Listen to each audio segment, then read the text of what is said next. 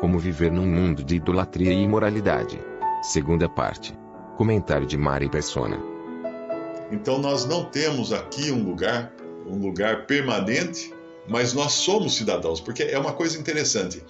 O incrédulo, ele tem aqui um lugar permanente, mas ele não é cidadão daqui, no sentido de que a qualquer momento ele pode perder a cidadania aqui. Como? Morre. Ele morre, o que ele tem aqui? Mais nada. Ele acabou. Ele juntou, e aí o Senhor fala para ele: louco, esta noite pedirão a tua alma, e o que tens preparado, para quem será? Porque ele preparou tudo aqui. Então ele é cidadão do mundo? Ah, eu sou cidadão do mundo, eu sou brasileiro, patriota, sou isso, sou aquilo. Legal. E a hora que você morre, você fica com o quê? Nada, absolutamente nada. Agora o cristão, ele não é cidadão, ele não tem que botar o nariz nas coisas daqui, ele não tem que se intrometer nas coisas da política desse mundo, não tem, porque ele não é cidadão. Eu não vou lá no Afeganistão e querer fazer uma passeata contra o governo do Afeganistão. Você é louco, cara. Você é brasileiro, você não é nem cidadão do Afeganistão, né? A mesma coisa. Como cristão, nós não temos cidadania nesse mundo. Nós somos como Abraão, peregrinos, caminhando para lá e para cá, mas sem uma morada fixa aqui. Por quê? Mas nem por isso devemos nos considerar desterrados, vamos dizer assim, né? Porque nós temos uma morada fixa nos céus. Nós temos uma pátria nos céus. Nós temos uma cidadania que é celestial. O nosso passaporte é vermelho. Não porque nós somos de esquerda. Não é isso não. Tinha um irmão que ele era suíço e ele dava escola dominical. Quando ele falava para as crianças, ele tirava o passaporte assim do bolso. Falava assim, ó, meu passaporte é vermelho, porque o da Suíça é um passaporte vermelho, né? Mas o passaporte que me leva para o céu é vermelho também, porque ele foi comprado com sangue. É o sangue de Cristo que me autoriza a entrar no céu. Então todo cristão, ele tem um passaporte vermelho. Tem muito esquerdista que vai adorar agora essa conversa, né? Mas não é isso, não. Antes que você fique muito animadinho aí, pode parar com isso, porque o passaporte vermelho do cristão é porque ele foi comprado com sangue na cruz. Na obra de Cristo na cruz, ele foi comprado com sangue. Ele não é de si mesmo, ele foi comprado. Então, voltando lá ao começo, toda aquela questão da pessoa que assume, um cristão que assume o ministério da cultura, seria a mesma coisa um cristão que assume a diretoria de um museu, de um grande museu. Você vai num grande museu, tem de tudo ali, tem de tudo, não é? Como é que esse diretor vai agir no grande museu? Por exemplo, eu fui com meu filho, uma vez meu filho me levou lá em Nova York, tem um museu grande, lá acho que é Museu de História Natural, se não me engano, mas é um museu muito grande, ali no Central Park, perto do Central Park. Então você entra, você já dá de cara com um Tyrannosaurus Rex, né? O esqueleto de um Tyrannosaurus, de um dinossauro imenso, né? Aquela coisa medonha de grande. Está ali, bem no hall de entrada, bem no acesso, né? O que você vai fazer com aquilo? É um fóssil. É um fóssil. Ah, mas eu não acredito em dinossauros. Você vai pensar que eu estou brincando de falar isso aqui, mas não é. Tem um irmão nos Estados Unidos que vinha outros irmãos visitar Nova York, que eram do interior, e ele programou umas visitas onde ia e tal, e ele ia levar esses irmãos nesse museu. Nós vamos lá, que lá tem dinossauro e tal. Os que vieram do interior falaram, não, nós não queremos ir lá. Por quê? Porque nós não acreditamos em dinossauros. O que você está falando, meu amigo? É um fóssil, foi desenterrado no chão. Você pensa que como? Que inventaram o dinossauro? É feito de Lego? Foi construído com peças de Lego esse dinossauro? É um fóssil, ele existe. Agora, você pode talvez ter dificuldades para explicar onde na história da criação esse fóssil se encaixa. Eu, particularmente, acredito que existiu uma criação anterior a Gênesis. Gênesis, quando fala ali a partir do versículo 2 em diante, eu acredito que existiu uma criação anterior que caiu, que foi destroçado, talvez pela queda dos anjos, se transformou o universo inteiro em trevas, e por isso que em Gênesis 1 fala, no princípio criou Deus os céus e a terra. A terra, porém, era sem forma e vazia, Uma outra tradução diz assim: a terra, porém, estava sem forma e vazia. E dá para entender muito melhor essa tradução, porque ao usar o verbo estar, significa que ela estava de outra maneira antes de estar daquele jeito. E o Espírito de Deus pairava sobre as águas. E havia trevas, né, no abismo, e o Espírito de Deus pairava sobre as águas.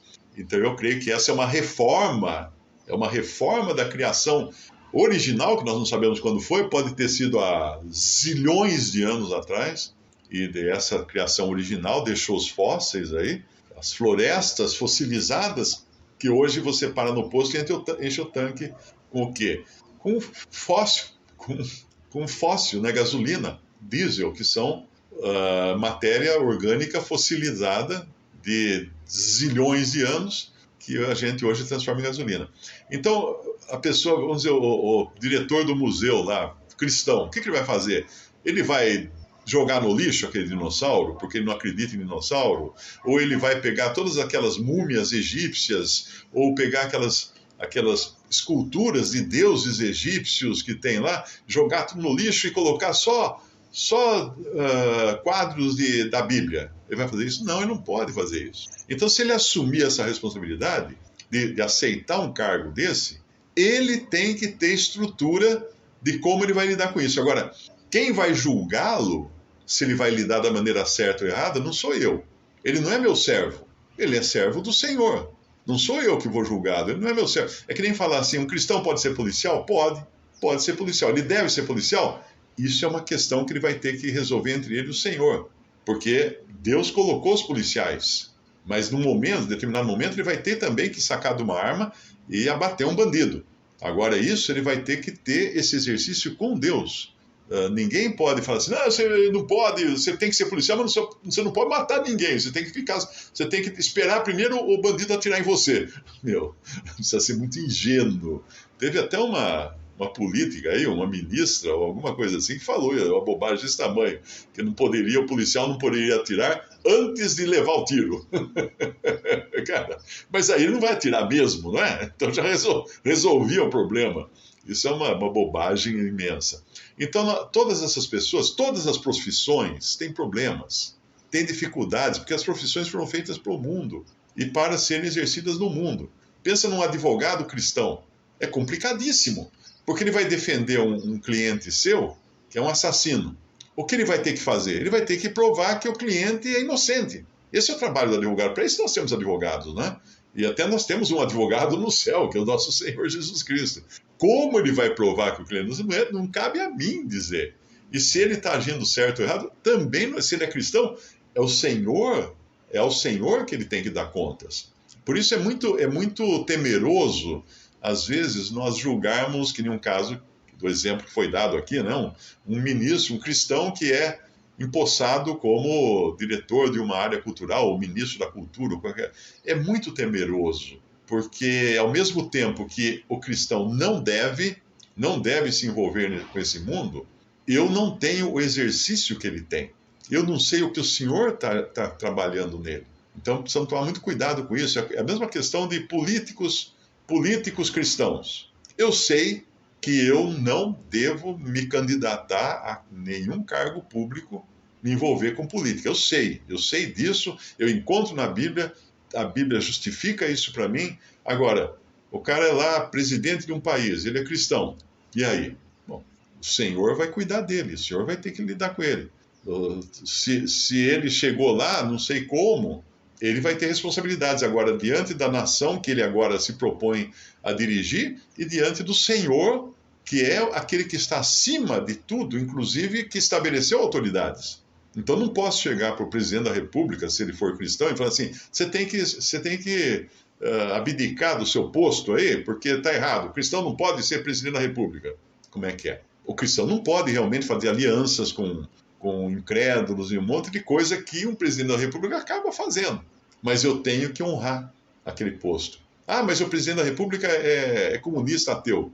Eu tenho que honrar, porque Deus colocou o comunista ateu na presidência, eu tenho que honrá-lo. Eu posso não obedecê-lo se ele mandar eu parar de orar ou parar de adorar a Deus. Eu não vou obedecê-lo, mas eu tenho que honrá-lo pelo posto que ele tem. Então, finalizando para fechar, esse que assume, como cristão, assume uma posição que envolve também certas coisas que não são totalmente lícitas no campo cristão, não é? Ele vai ter que lidar entre ele e o Senhor, ele vai ter que pedir sabedoria do Senhor para lidar com isso. E se ele perceber que está no lugar errado, fazendo a coisa errada, ele deve simplesmente abrir mão daquilo, por mais que ele perca em termos monetários, em amizades, em posição nesse mundo. Nós sabemos que o Senhor Jesus, o Filho de Deus, se fez homem, veio a esse mundo e ele não se envolveu com esse mundo. Ele não teve nada a ver com as coisas que corriam nesse mundo, nem com política, nem com nada. E era uma época em que a política era horrível, né? Você vê, os políticos da época eram facínoras, eram doidos completamente. Você tem, depois que o senhor saiu daqui, né? Tinha Nero, por exemplo. Nero era um doente mental. Nero pegou a mãe dele e abriu com a faca a barriga dela para ver de onde ele tinha saído. Ele quis saber de onde ele tinha saído. Nero, nos seus bacanais, quando ele fazia aquelas festas, ele pegava cristãos no jardim do palácio, amarrava nos postes assim, untava com betume, que é petróleo, né, basicamente, e punha fogo. Então, enquanto ele e os outros do governo dele se banqueteavam, os cristãos ficavam lá gritando de dor, mas iluminando toda a festa deles. Era a maneira de iluminar a festa com cristãos pegando fogo. Agora, você vê alguma palavra em Atos dos Apóstolos, de Paulo, por exemplo, criticando Nero?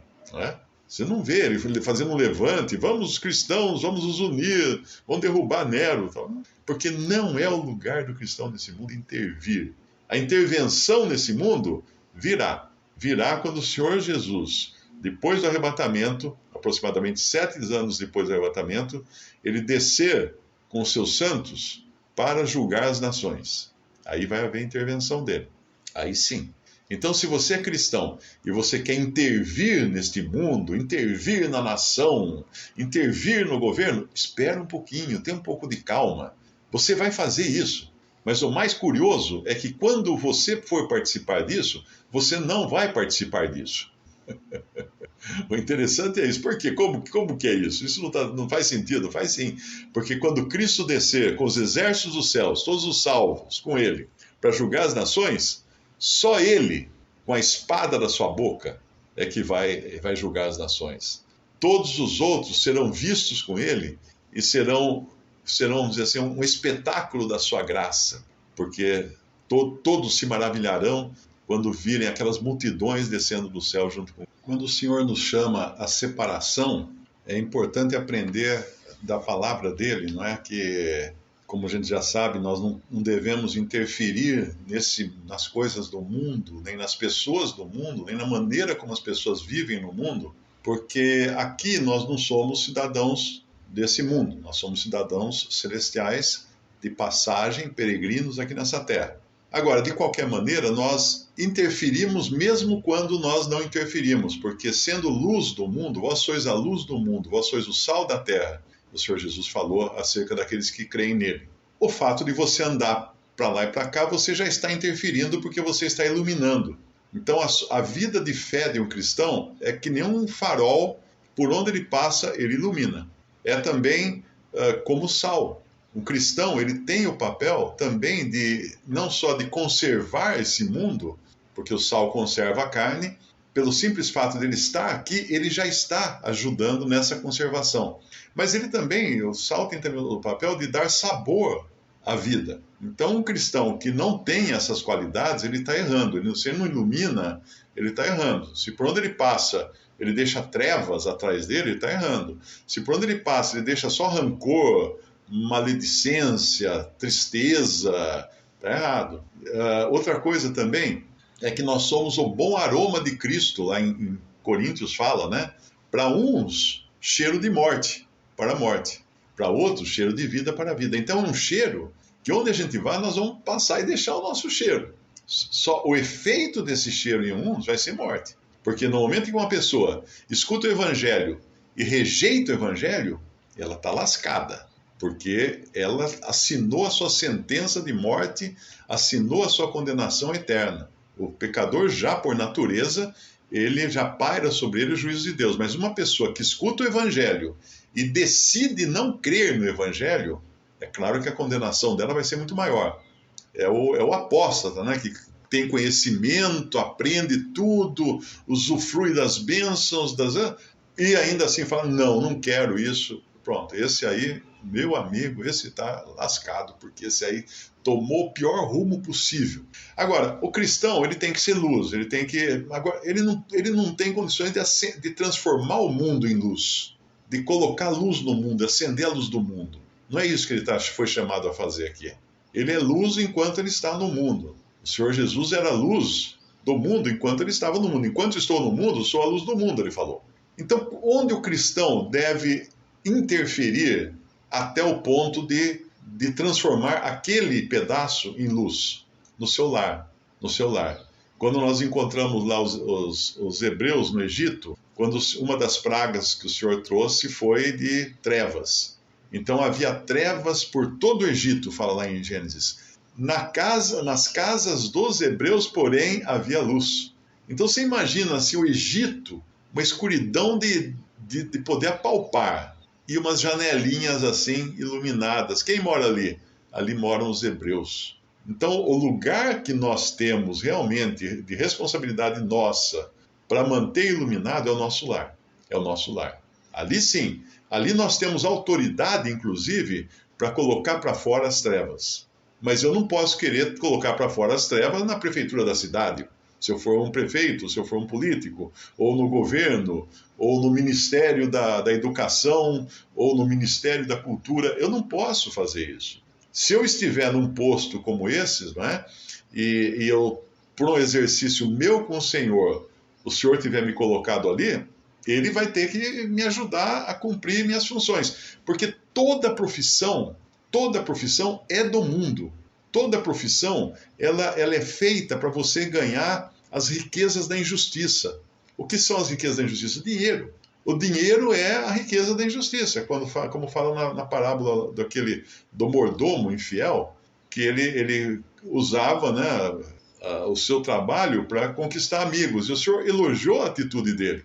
Não que elogiou a infidelidade dele ou a desonestidade dele, mas elogiou a atitude dele buscar ganhar amigos que pudessem recebê-lo depois que ele fosse mandado embora daquele emprego. E assim também nós devemos usar os nossos bens, usar as riquezas da injustiça, que é o dinheiro que nós temos, para ganhar amigos nos portais eternos, como o Senhor conclui a sua parábola. Agora, toda profissão tem problema. Eu não posso, na empresa que eu trabalho, eu querer mudar a empresa. Bom, digamos que eu trabalho numa empresa de ônibus. Muito bem, eu sou gerente de uma empresa de ônibus. Aí amanhã chega uma excursão de pessoal do candomblé, que quer alugar um ônibus, fretar um ônibus para ir para um encontro de candomblé. Eu não posso negar a fretar aquele ônibus para ele, porque daí eu estou causando um problema, estou fazendo uma discriminação, intolerância religiosa. Então, se eu pretendo fazer isso, eu não posso trabalhar numa empresa de ônibus, percebe? Se eu for ser motorista de Uber, e aí um homossexual, por exemplo, quer pegar o Uber para eu levá-lo para algum lugar, eu não posso deixar de transportá-lo, porque eu me comprometi a oferecer um serviço público. Então, se eu tenho problema com isso, eu que deixe de fazer isso.